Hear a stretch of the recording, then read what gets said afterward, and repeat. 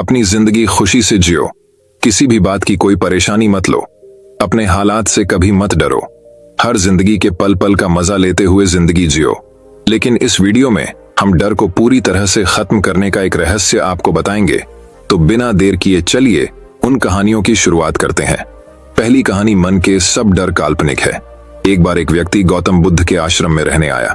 आश्रम की शांति में 2 दिन बीत जाने के बाद वह बुद्ध के पास जाता है और कहता है, बुद्ध, मेरे मन में कुछ प्रश्न उठ रहे हैं, मैं उनका उत्तर जानने के लिए यहाँ आया हूँ। बुद्ध ने कहा, पूछो, आपका प्रश्न क्या है? उस आदमी ने कहा, बुद्ध, मैं अपने जीवन से बिल्कुल भी खुश नहीं हूँ। दुखों और परेशानियों के पहाड़ ने मेरे जीवन को नर्क बना दिया है। मेरे जीवन में कुछ भी ठीक नहीं चल रहा है। मैं जानना चाहता हूँ कि मेरे साथ ये सब क्यों हो रहा है। मैं इतना बदकिस्मत क्यों हूँ? बुद्ध ने कहा, सबसे पहले तुम मुझे बताओ कि इसका कारण क्या है। आपके दुहक के लिए वे कौन सी बातें हैं जिनके कारण आप इतने परेशान और चिंतित हो गए? बुद्ध के प्रश्न पर कुछ देर सोचने के बाद उस व्यक्ति ने कहा, यह कैसा प्रश्न है? मैंने आपसे एक प्रश्न पूछा और आप उत्तर देने के बजाय पूछ रहे हैं। बुद्ध उस व्यक्ति की बात सुनकर मुस्कुराए। यदि तुम अपने दुख का कारण नहीं जानते हो तो तुम मुझसे यह उम्मीद कैसे कर सकते हो कि मैं तुम्हारे दुहक का कारण जान पाऊंगा? व्यक्ति ने कहा, बुद्ध, लेकिन लोग कहते हैं कि आप भगवान हैं, आप सब कुछ जानते हैं, आप लोगों के मन को पढ़ते हैं, तब आपको मेरे दुहक का कारण पता चल जाएगा। बुद्ध हल्के से मुस्कुराए और गंभीर स्वर में बोले, तुम यह सोचकर गलती कर रहे हो कि कोई आएगा और तुम्हें तुम्हारी सभी समस्याओं से बाहर निकाल देगा, लेकिन ऐसा कभी नहीं होगा। केवल तुम ही हो जो तुम्हें तुम्हारी परेशानियों से बचा सकते हो। महसूस करें कि आपने आत्मज्ञान प्राप्त कर लिया है तो आप अपनी समस्या का समाधान कर सकते हैं। मैं भी आपके जैसा हूं। फर्क सिर्फ इतना है कि सब कुछ साफ है। जिस दिन आपके जीवन की सभी समस्याएं दूर हो जाएंगी, उसी दिन से आपकी भी समस्या के लिए बुद्ध के पास जाने की जरूरत नहीं पड़ेगी। बुद्ध ने उस व्यक्ति से पूछा, क्या तुमने कभी किसी फूल को ध्यान से देखा है? यह सुनकर वह व्यक्ति आश्चर्यचकित हो गया और बोला, बुद्ध, फूल तो एक साधारण सी चीज है, इसे तो सभी ने देखा है। बुद्ध ने कहा, फूल एक कली है। सुबह अंधेरा होता है, दिन के उजाले में फूल बन जाता है, शाम को मुरझा जाता है। यदि फूल केवल इसी बात की चिंता करता है तो शाम तक उसे मुरझाकर गिरना ही पड़ता है, वह कभी खेल नहीं पाएगा। इस तरह अगर आप केवल अपने दुखों के बारे में ही सोचेंगे तो आप कभी खुश नहीं रह पाएंगे। इसलिए मैं आपको बताना चाहता हूं कि आपके जीवन में अभी भी बहुत सी चीजें हैं जिनके बारे में अगर आप बारीकी से देखें तो आप अभी भी खुश हो सकते हैं। आप उनके बारे में सोचकर मुस्कुरा सकते हैं। आप अंदर से खुश हो सकते हैं। आप अपने जीवन की कमजोरी के बजाय अपने जीवन के सर्वश्रेष्ठ पर ध्यान केंद्रित करें। यदि आप अपने जीवन में खुशी चाहते हैं तो आपको इस शाश्वत नियम का पालन करना होगा, अच्छे पर ध्यान देना होगा और जीवन में सकारात्मक चीजें। मैं तुम्हें सिर्फ रास्ता दिखा सकता हूं। मैं तुम्हें दिखा सकता हूं कि उस रास्ते पर कैसे चलना है, लेकिन तुम्हें उस रास्ते पर चलना होगा। बुद्ध के ऐसे शब्द सुनकर वह आदमी कुछ देर तक शांत बैठा रहा। फिर उसने कुछ सोचा और कहा, लेकिन बुद्ध, मैं चलता हूं, एक बात समझ नहीं आ रही। क्या मेरा पूरा जीवन एक ही तरीके से हल हो सकता है? बुद्ध ने बहुत धीरे से उत्तर देना शुरू किया। मान लीजिए कि कोई भविष्यवक्ता आपको बताता है कि आज शाम तक आपकी मृत्यु निश्चित है।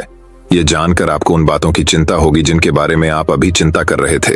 आपको याद भी नहीं होगा कि किस तरह की परेशानियां हैं और किस बात की चिंता कर रहे हैं।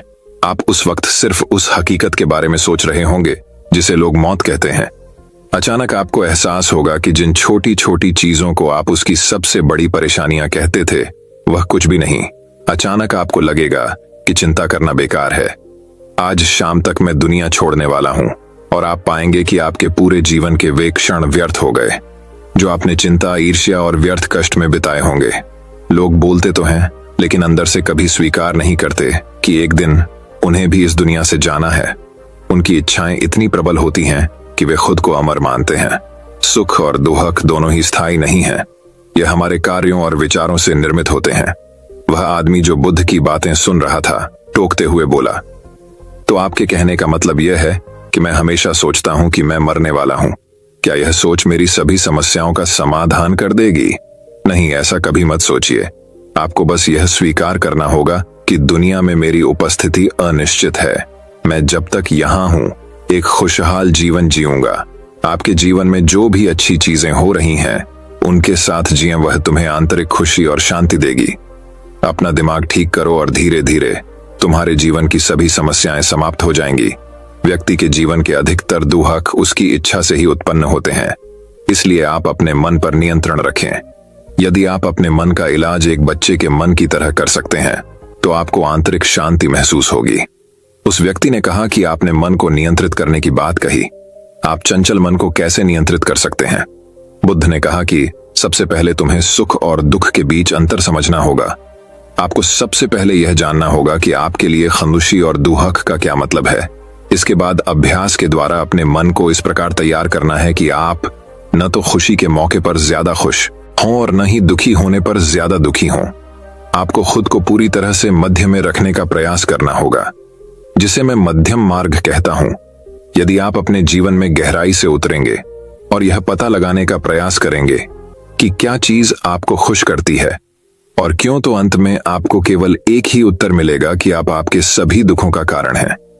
आपकी इच्छा, आसक्ति, इच्छा, ये सब आपके मन द्वारा निर्मित है। इसलिए यदि आप अपने मन पर नियंत्रण कर लेंगे, तो आपके सभी दुख समाप्त हो जाएंगे। गौतम बुद्ध ने उस व्यक्ति से कहा कि यदि आप एक और छोटा सा काम करेंगे, तो आप देखेंगे कि आपके जीवन के सभी दुख हमेशा के लिए समाप्त हो जाएंगे। बुद्ध के मुख से ऐसे वचन सुनकर वह व्यक्ति उत्तेजित हो गया और बोला, मुझे उसके लिए क्या करना होगा? बुद्ध के मुख से ऐसे शब्द सुनकर वह व्यक्ति उत्तेजित हो गया और बोला, मुझे उसके लिए क्या करना होगा? बुद्ध ने कहा कि तुम अगले 2 दिनों तक किसी से बात नहीं करोगे, और कागज लेकर आशाराम के एकांत स्थान पर बैठ गए। आपको वहां बैठकर उन दुखों के बारे में सोचना और लिखना है जो आपकी परीक्षा ले रहे हैं, और उनका कारण भी लिखना है। और दूसरे पेज पर आपको थोड़ी सी खुशी लिखनी है, और यह भी लिखना है कि आपको यह खुशी क्यों है। जल्दबाजी करने की कोई जरूरत नहीं है, आपके पास बहुत समय है, आप आराम से सोच सकते हैं। जाओ और सोचो और आराम से लिखो। उस आदमी ने बुद्ध को प्रणाम किया और आश्रम के कोने में बैठ गया। 2 दिन बाद वह कुछ लेकर बुद्ध के पास वापस आया, उसके हाथ में कागजात। उसे देखकर बुद्ध ने कहा, सबसे पहले तुम कागज से अपना दुख पढ़कर सुनाओ।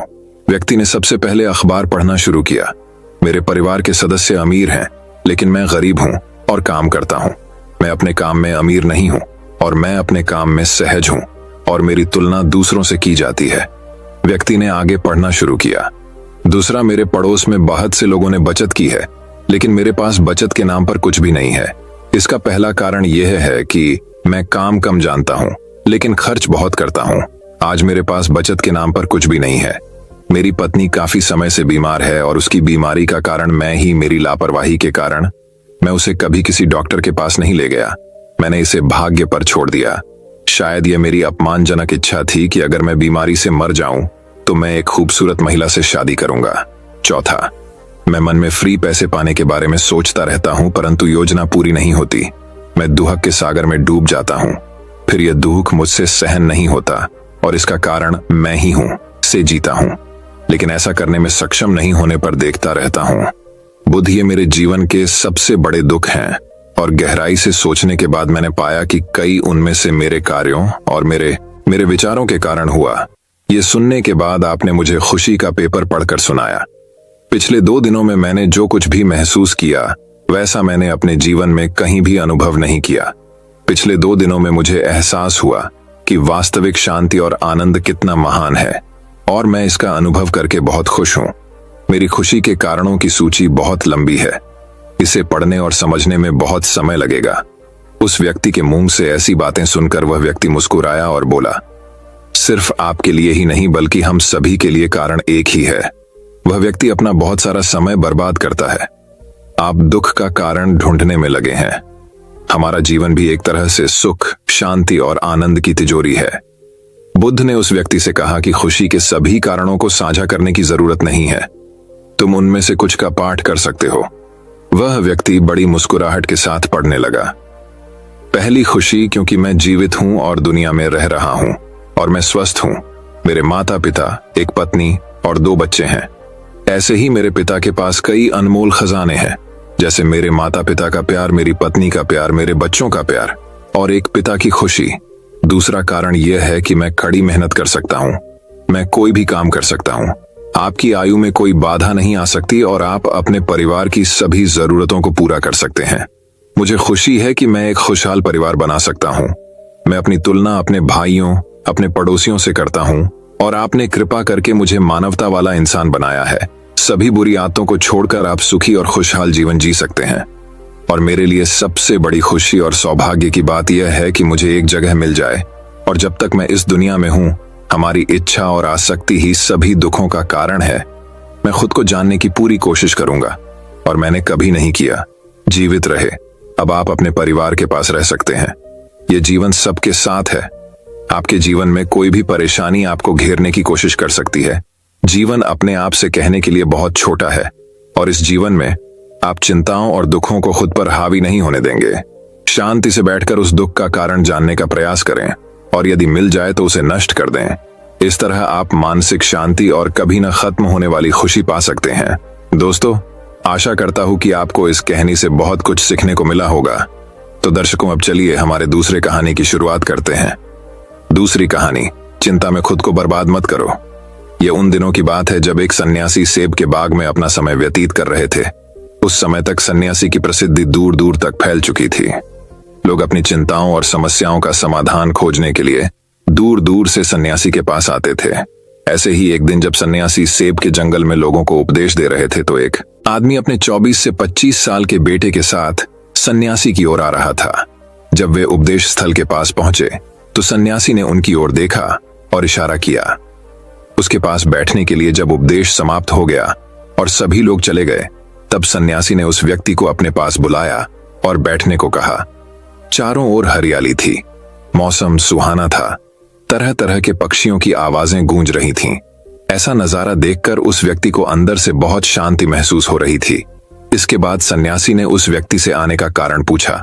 इस पर वह व्यक्ति बोला, है महात्मा, मैं अपने बेटे को आपसे मिलवाने के लिए 2 दिन की लंबी यात्रा कर आया हूं। यह मेरा इकलौता बेटा है और वह हर वक्त थका रहता है। ऐसा लगता है कि इसमें जान ही नहीं है। इसका स्वभाव भी काफी चिड़चिड़ा हो गया है। अगर हम इसे कुछ भी कहें तो यह हमारी छोटी छोटी बातों पर गुस्सा हो जाता है। इसकी देखने की क्षमता भी उम्र से पहले ही कमजोर हो गई है और उसके बाल भी सफेद हो रहे हैं। इतनी कम उम्र में बूढ़ा दिखने लगा है। मैं समझ नहीं पा रहा हूं कि उसके साथ क्या हो रहा है। हे सन्यासी, मुझे अपने बेटे की बहुत चिंता हो रही है। मैं अपने बेटे को डॉक्टर के पास ले गया तो उन्होंने कुछ दवा दी और कहा, बेटा कम तनाव लो। वह अपने दिमाग पर बहुत अधिक तनाव लेता है, इसीलिए उसकी यह हालत है। लेकिन उनके बहुत समझाने के बाद भी मुझे तनाव का मतलब समझ नहीं आया। मुझे नहीं पता कि तनाव क्या है, इसका कारण क्या है और इसे कैसे दूर किया जाए मेरे बेटे के मन की। लेकिन सबसे पहले मुझे यह समझना होगा कि तनाव क्या है, इसलिए मैं आपके पास आया हूँ। सन्यासी, कृपया मेरी समस्या का समाधान करें। यह सुनकर सन्यासी ने उनके बेटे को बहुत ध्यान से देखा। उसके चेहरे को देखा, उसकी आंखों को देखा, फिर उसके हाथों की नाड़ी भी जांची। ये सब अनुष्ठान करने के बाद सन्यासी ने उस व्यक्ति से कहा कि तनाव कोई भी नहीं लेना चाहता, लेकिन फिर भी यह तनाव व्यक्ति के दिमाग को दीमक की तरह जकड़ लेता है और व्यक्ति को पता भी नहीं चलता कि वह तनाव में है। लेकिन अगर व्यक्ति तनाव के कारणों को अच्छे से समझ ले और तनाव के बारे में एक पैमाना बना ले जिससे उसे पता चल सके कि वह कितना तनावग्रस्त है, तो वह इस समस्या का समाधान भी ढूंढ सकता है। सबसे पहले यह समझ ले कि तनाव क्या है। जब भी कोई व्यक्ति काम कर रहा हो लेकिन उसका मन कल्पनाओं में भटक रहा होता है, इसलिए उसके शरीर और दिमाग के बीच एक दूरी बन जाती है। ये दूरी जितनी अधिक होती है, व्यक्ति उतनी ही देर तक बेहोशी की स्थिति में रहता है और शरीर और मन के बीच के इस तनाव को ही तनाव कहा जाता है। आखिर पसंदीदा खेल खेलने के बाद इंसान ऊर्जा और खुशी से क्यों भर जाता है, जबकि वह अपने शरीर को थका चुका होता है। लेकिन समझने वाली बात यह है कि खेलते समय दिमाग और शरीर पूरी तरह से एक साथ खेल में केंद्रित होते हैं, जिससे शरीर और मन के बीच दूरी नहीं रहती और तनाव नहीं आता, और मन में कोई तनाव हो तो दूर हो जाता है। लेकिन इसके विपरीत जब हम कुछ ऐसा करते हैं जो हमें पसंद नहीं है, तो हमारा शरीर वह काम तो कर रहा है, लेकिन हमारा मन कहीं दूर कल्पनाओं में भटक रहा है, जिससे शरीर और दिमाग के बीच दूरी पैदा हो जाती है और तनाव पैदा हो जाता है। इसलिए ऐसा करना चाहिए, एक समय में केवल एक ही काम करना चाहिए। और अपने शरीर और दिमाग की सारी शक्ति उसी एक काम में लगानी चाहिए ताकि व्यक्ति के अंदर तनाव पैदा न हो। सबसे प्रमुख कारणों में से पहला है अति महत्वाकांक्षी होना।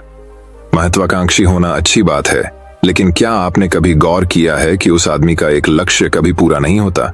उसका एक लक्ष्य पूरा नहीं होता कि वह दूसरे की ओर भागने लगता है।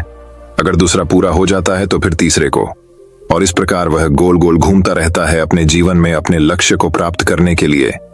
इसीलिए जो व्यक्ति अधिक महत्वाकांक्षी होता है, जो बड़े लक्ष्य निर्धारित करता है, वह कभी भी वर्तमान में नहीं रह सकता। उसका दिमाग हमेशा भविष्य की योजना बनाने में व्यस्त रहता है। उसका शरीर वर्तमान में रहता है, लेकिन उसका दिमाग भविष्य में रहता है, जिससे इंसान के शरीर के बीच दूरियां पैदा हो जाती हैं और वह तनावपूर्ण जीवन जीने लगता है।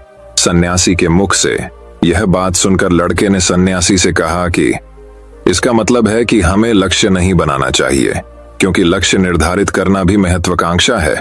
इसी बहाने सन्यासी ने कहा कि जीवन में लक्ष्य रखना कोई गलत बात नहीं है, लेकिन समस्या तब उत्पन्न होती है जब हम अपना सारा ध्यान उस लक्ष्य को प्राप्त करने के परिणाम पर केंद्रित कर देते हैं। व्यक्ति को वर्तमान में जीना चाहिए। एक लक्ष्य निर्धारित करें और उस लक्ष्य को प्राप्त करने के लिए कड़ी मेहनत करते रहें, लेकिन साथ ही आपको यह भी ज्ञान होना चाहिए कि आप अभी भी वर्तमान में जी रहे हैं और वर्तमान सत्य है। सन्यासी ने आगे कहा कि ईर्ष्या तनाव का एक और बड़ा कारण है। जब कोई व्यक्ति ईर्ष्या और ईर्ष्या से भर जाता है तो उसका मन अंदर ही अंदर सड़ने लगता है। ईर्ष्या एक आंतरिक घाव है, यानी मन का घाव। इंसान के शरीर का घाव तो ठीक हो सकता है, लेकिन मन का घाव कभी नहीं भर सकता। इसलिए कभी भी दूसरों की उन्नति और खुशी से ईर्ष्या नहीं करनी चाहिए। ईर्ष्या तनाव का कारण बनती है। इसके बाद सन्यासी ने तनाव का अगला कारण बताया और कहा कि अरुचिकर काम भी मन में तनाव पैदा करता है। जो काम हमें करना पसंद नहीं है, उस काम में हमारा मन नहीं लग पाएगा। हमारा शरीर वहीं बैठ जाएगा, लेकिन हमारा मन कल्पना की उड़ान भरता है, जिससे शरीर और मन के बीच दूरी पैदा हो जाती है और व्यक्ति तनावग्रस्त हो जाता है। इसलिए व्यक्ति को हमेशा अपनी रुचि के अनुसार ही कार्य करना चाहिए। यदि व्यक्ति ने यह तय कर लिया है कि उसे कौन सा काम करना है और वह उस काम को अपने जीवन का लक्ष्य बना लेता है, तब वह काम उसके लिए काम नहीं बल्कि खेल बन जाता है। लेकिन दोस्तों, अपने जुनून को फॉलो करो, यह कहना कितना आसान है। अपना सच्चा जुनून ढूंढना कितना मुश्किल है, क्योंकि आजकल ज्यादातर युवा सेलिब्रिटीज और सोशल मीडिया से प्रभावित हैं। वे किसी भी काम को अपना जुनून मानते हैं और फिर कुछ दिनों तक कोशिश करने के बाद उसे बीच में ही छोड़ देते हैं, क्योंकि यह उनका जुनून नहीं था, और इस तरह वे अपना कीमती समय और ऊर्जा बर्बाद करते हैं। तनाव का चौथा कारण है दूसरों से अपेक्षा करना। सन्यासी ने उस व्यक्ति की ओर इशारा करते हुए कहा, एक पिता के रूप में तुम्हें अपने बेटे से बहुत सारी उम्मीदें होंगी कि आपका बेटा बहुत सफल इंसान बने, आपका नाम रोशन करे और जैसा जीवन चाहे वैसा जिए, आपकी हर बात माने। लेकिन क्या आज तक किसी की भी उम्मीदें पूरी हुई हैं? जब भी कोई व्यक्ति दूसरे से कुछ अपेक्षा करने लगता है तो वह अनजाने में तनाव पैदा करना शुरू कर देता है। खुद के लिए जरा सोचिए, अगर आपका बेटा आपके मुताबिक काम नहीं कर रहा है और वह वैसा नहीं बन रहा है जैसा आप उसे बनाना चाहते हैं, तो निश्चित तौर पर तनाव आपके दिमाग पर हावी हो जाएगा। आप तनावपूर्ण जीवन जीने लगेंगे और इस तनाव में आप इस तरह व्यवहार और बातचीत करेंगे कि आपके अपने बेटे के साथ संबंध बद से बदतर होते चले जाएंगे। इसलिए व्यक्ति को दूसरों से अपनी क्षमता से कम उम्मीदें रखनी चाहिए, और अगर आप पूरी तरह से तनाव मुक्त रहना चाहते हैं तो दूसरों से उम्मीद करना बंद कर दें। इसके बाद सन्यासी ने कहा कि शारीरिक कष्ट भी मनुष्य के तनाव का एक कारण है। जब कोई व्यक्ति किसी शारीरिक दर्द से गुजर रहा होता है तो उसका पूरा ध्यान उस दर्द पर होता है और वह सारा दिन बस अपने दर्द के बारे में ही सोचता रहता है, जिससे उसका मन दुखद विचारों से भर जाता है और ऐसे में व्यक्ति तनावग्रस्त रहने लगता है। यह सब सुनकर वह व्यक्ति बोला कि हे सन्यासी, शारीरिक कष्ट किसी भी व्यक्ति को हो सकता है, तो क्या वह व्यक्ति जीवन भर तनाव में रहेगा? इसका उत्तर देते हुए सन्यासी ने कहा कि मनुष्य को यह समझना चाहिए कि हमारा जीवन दुख का आधार है। जैसे जैसे हमारा जीवन चलता है, बीमारियां आती हैं और फिर अंत में मृत्यु आती है। इसलिए बीमारियां मानव जीवन का अभिन्न अंग हैं। इससे कोई नहीं बच सकता। यह बस किसी के जीवन में समय से पहले आता है और किसी के बाद आता है, लेकिन सबके पास आता है। जब मानव मस्तिष्क इस बात को अच्छी तरह से समझ जाएगा तो तब उसे अपनी बीमारी के बारे में सोचकर ज्यादा तनाव नहीं लेना चाहिए, क्योंकि यह हमारे जीवन का अभिन्न अंग है और इसके लिए शारीरिक व्यायाम का अभ्यास करते रहना चाहिए और स्वस्थ जीवन शैली को भी अपने जीवन में जगह देनी चाहिए, जिससे उनका शरीर लंबे समय तक स्वस्थ रहकर ठीक से काम कर सके। तनाव का अगला कारण है अपनी योजनाओं को समझने के लिए समय न देना। कुछ लोगों के मन में यह विचार घर कर जाता है कि वे बिना सोचे समझे उस पर काम शुरू कर देते हैं और जब उन्हें उस काम में असफलता मिलती है तो वे तनाव से भर जाते हैं, क्योंकि उन्होंने उस काम को शुरू करने से पहले उस काम के बारे में पूरी जानकारी इकट्ठा नहीं की थी। किसी भी कार्य को शुरू करने से पहले व्यक्ति को उसके अच्छे और बुरे परिणाम के बारे में ठीक से विचार कर लेना चाहिए। व्यक्ति को यह भी अच्छे से सोचना चाहिए कि यदि यह योजना सफल नहीं हुई तो इसके बाद मैं क्या करूंगा। इसलिए व्यक्ति को अपनी योजनाओं को समझने के लिए पूरा समय देना चाहिए ताकि बाद में वही योजना तनाव पैदा न कर दे। तनाव का 7वां सबसे बड़ा कारण टाल मटोल है। आज का काम कल पर डाल देना। आपने यह कहावत तो सुनी ही होगी कि आलस्य मनुष्य का सबसे बड़ा दुश्मन है। मनुष्य अपने आलस्य के कारण आज के काम को कल पर टाल देता है और फिर टालना उसकी आदत बन जाती है। टालमटोल करने वाले का काम कभी भी समय पर पूरा नहीं होता है और अगर किसी कारण से हो भी जाता है तो उतना अच्छा नहीं होता जितना हो सकता था और फिर यह बात इंसान के अंदर तनाव पैदा करती है। लेकिन आखिरी समय पर टालना या ना करना एक आदत है, इसलिए न चाहते हुए भी व्यक्ति बार बार इस आदत का शिकार हो जाता है और फिर काम को टालता रहता है और फिर जब काम की समय सीमा नजदीक आ जाती है तो वह उस काम को पूरा करने की कोशिश करता है। इसलिए तनाव मुक्त रहने के लिए व्यक्ति को काम को टालने की आदत को छोड़ना होगा और यह तभी संभव है जब लोग काम को समय से पहले पूरा करने का प्रयास करेंगे। तनाव का आखिरी और सबसे बड़ा कारण है ज्यादा सोचना। लगातार सोचना भी एक बीमारी है और यह उन लोगों में सबसे ज्यादा पाई जाती है जो कल्पनाएं करते हैं, जो अतीत की घटनाओं के बारे में सोचते रहते हैं और जो भविष्य के बारे में बेतहाशा अटकलें लगाते हैं। इसलिए व्यक्ति को ज्यादा सोचने की आदत पर अंकुश लगाना चाहिए। उसे जितना हो सके खुद को काम में व्यस्त रखने की कोशिश करनी चाहिए और प्रतिदिन ध्यान के अभ्यास को अपने जीवन का हिस्सा बनाएं। सन्यासी के मुख से ये सभी बातें सुनकर वह व्यक्ति हाथ जोड़कर बोला, हे सन्यासी, मेरा बेटा अभी सिर्फ 20 साल का है और उसे इतनी समझ भी नहीं है कि वह सभी बातों का पालन कर सके। कृपया तनाव दूर करने का कोई आसान तरीका बताएं ताकि मेरा बेटा भी उसे अपना सके और तनाव मुक्त रह सके। उस व्यक्ति की यह विनती सुनकर सन्यासी ने कुछ सोचते हुए उत्तर दिया, यदि आप इतनी सारी बातों का पालन नहीं कर सकते तो इसके लिए एक बहुत ही आसान तरीका है। आप एक समय में एक ही काम करने पर ध्यान केंद्रित करते हैं। आप उस समय जो कर रहे हैं बस उसी पर ध्यान केंद्रित करें और यदि आपका मन भटकता है तो जैसे ही आपको याद आए अपना ध्यान उस काम पर लौटा दें।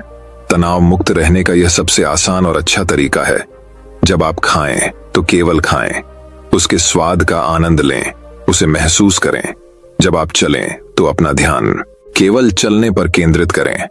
इससे आपका दिमाग और शरीर दोनों एक ही जगह पर केंद्रित रहेंगे, दोनों के बीच कोई दूरी नहीं रहेगी, जो तनाव का मुख्य कारण है।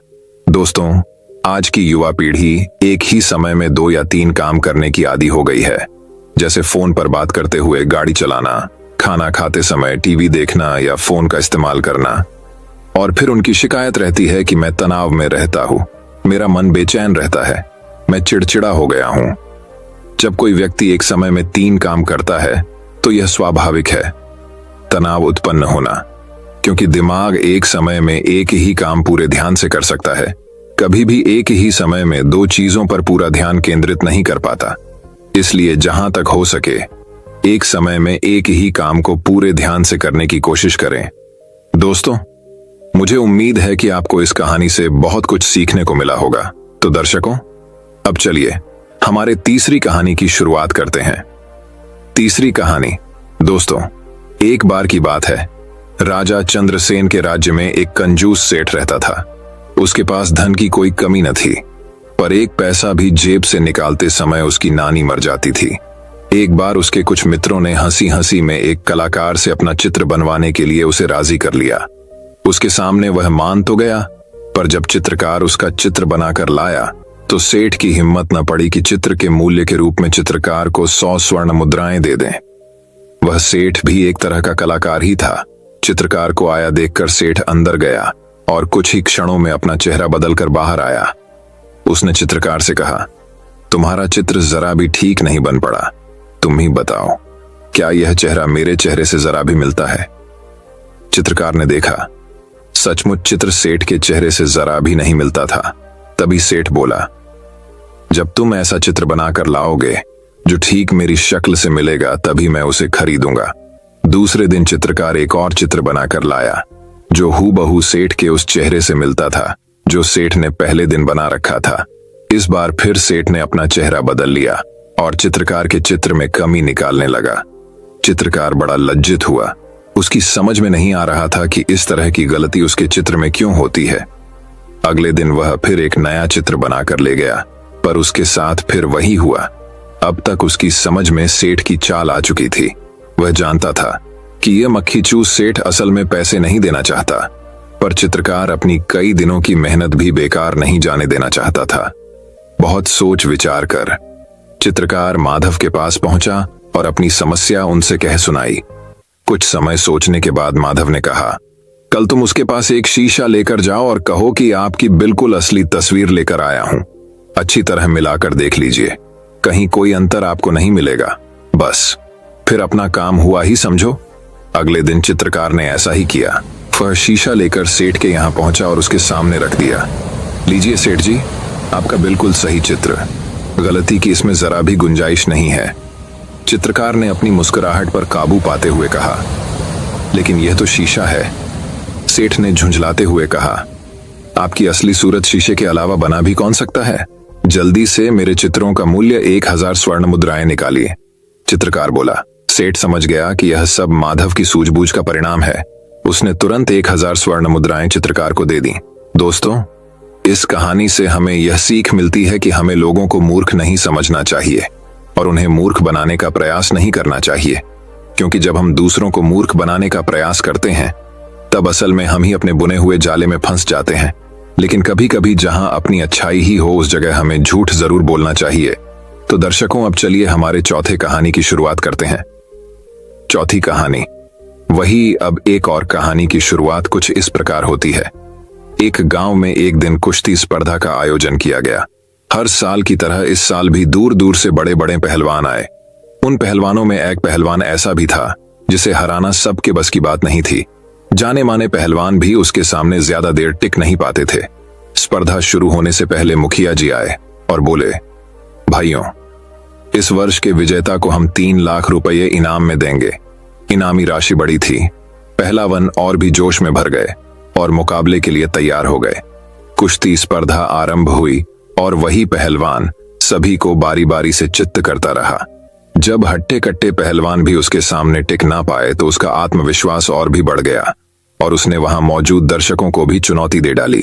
वो बोला, है कोई माई का लाल जो मेरे सामने खड़े होने की भी हिम्मत करे? वही खड़ा एक दुबला पतला व्यक्ति यह कुश्ती देख रहा था। पहलवान की चुनौती सुन उसने मैदान में उतरने का निर्णय लिया और पहलवान के सामने जाकर खड़ा हो गया। यह देख वह पहलवान उस पर हंसने लग गया और उसके पास जाकर कहा, तू मुझसे लड़ेगा? होश में तो है ना? तब उस दुबले पतले व्यक्ति ने चतुराई से काम लिया और उस पहलवान के कान में कहा, अरे पहलवान जी, मैं कहां आपके सामने टिक पाऊंगा। आप ये कुश्ती हार जाओ, मैं आपको इनाम के सारे पैसे तो दूंगा ही और साथ में 3 लाख रुपए और दूंगा। आप कल मेरे घर आकर ले जाना। आपका क्या है? सब जानते हैं कि आप कितने महान हैं। एक बार हारने से आपकी ख्याति कम थोड़े ही हो जाएगी। कुश्ती शुरू होती है। पहलवान कुछ देर लड़ने का नाटक करता है और फिर हार जाता है। ये देख सभी लोग उसकी खिल्ली उड़ाने लगते हैं और उसे घोर निंदा से गुजरना पड़ता है। अगले दिन वह पहलवान शर्त के पैसे लेने उस दुबले व्यक्ति के घर जाता है और 6 लाख रुपए मांगता है। तब वह दुबला व्यक्ति बोलता है, भाई किस बात के पैसे? अरे वही जो तुमने मुझसे देने का वादा किया था। पहलवान आश्चर्य से देखते हुए कहता है। दुबला व्यक्ति हंसते हुए बोला, वह तो मैदान की बात थी जहां तुम अपने दांव पेंच लगा रहे थे, वहां मैंने अपना लगाया, पर इस बार मेरे दांव पेंच तुम पर भारी पड़े और मैं जीत गया। मित्रों, ये कहानी हमें सीख देती है कि थोड़े से पैसों के लालच में वर्षों के कड़े परिश्रम से कमाई प्रतिष्ठा भी कुछ ही पलों में मिट्टी में मिल जाती हैं और धन से भी हाथ धोना पड़ता है। अंततः हमें कभी अपने नैतिक मूल्यों से समझौता नहीं करना चाहिए और किसी भी तरह के भ्रष्टाचार से बचकर रहना चाहिए। दोस्तों, मैं उम्मीद करता हूं कि यह कहानी सुनने से आपके जीवन में अच्छे बदलाव आए होंगे। आपको इस वीडियो से क्या सीखने मिला, ये कमेंट करके जरूर बताइए और अपने परिवार, दोस्तों या आपके करीबी इंसान के साथ ये कहानी शेयर करके उन्हें भी इस ज्ञान से परिचित करवाएं। बाकी अगर आपको ये वीडियो दिल से अच्छी लगी हो तभी इस वीडियो को लाइक कर देना और आपने अब तक इस चैनल को सब्सक्राइब न किया हो तो चैनल को सब्सक्राइब भी जरूर कर देना। आपका हर दिन शुभ हो और खुशियों से आपका जीवन भरा रहे। धन्यवाद। नमो बुद्धाय।